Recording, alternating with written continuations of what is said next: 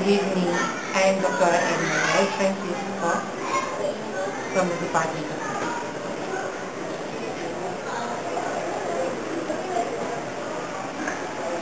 Ma'am, what is your position in your department?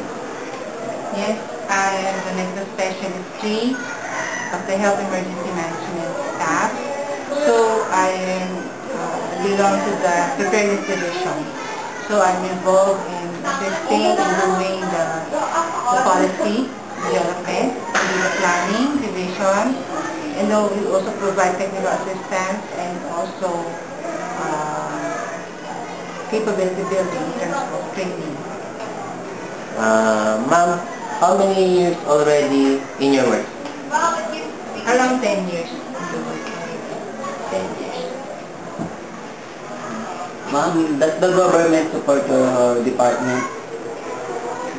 I think one of our departments is doing good when it comes to emergency disaster. Yes, the government is supporting us. Is this enough?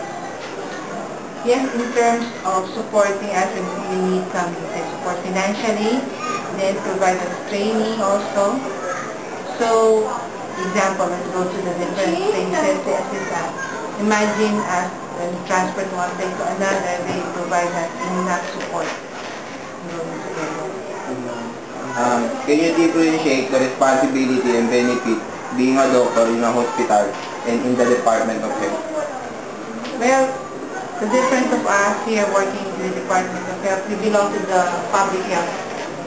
It's different from the hospital that they are dealing on the curative side. So while here in the department, we provide the public health emergency management. So in the improvement of health services, we look into the community in general as compared with the hospital, they deal with the individual person care. Can you describe the present calamity situation in the county? Now we have increasing number of cases of disaster emergency.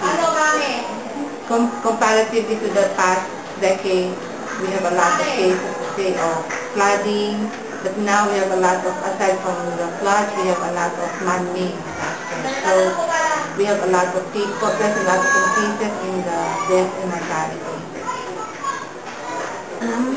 Ma'am, what can you advise people to prevent or do during disaster? I think one of the best things that people can do is to cooperate with the government. Why?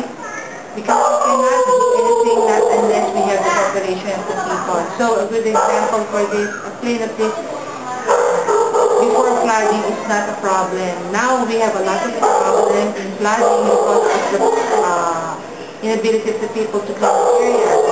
We are throwing anywhere. So we have a lot of this,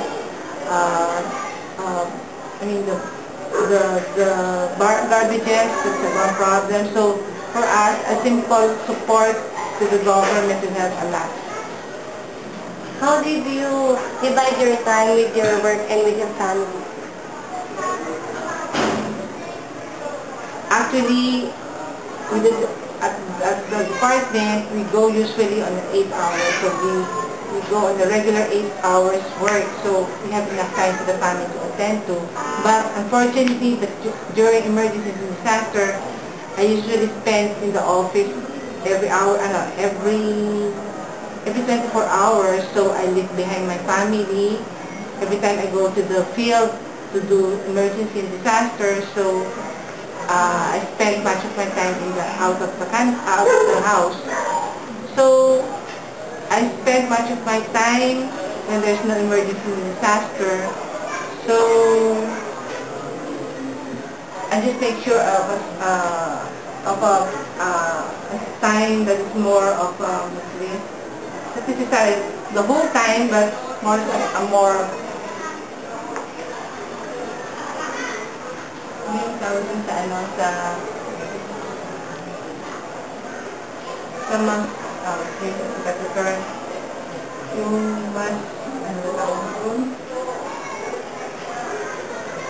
mas productive here, time spent with my family. Thank you, ma'am. Thank you.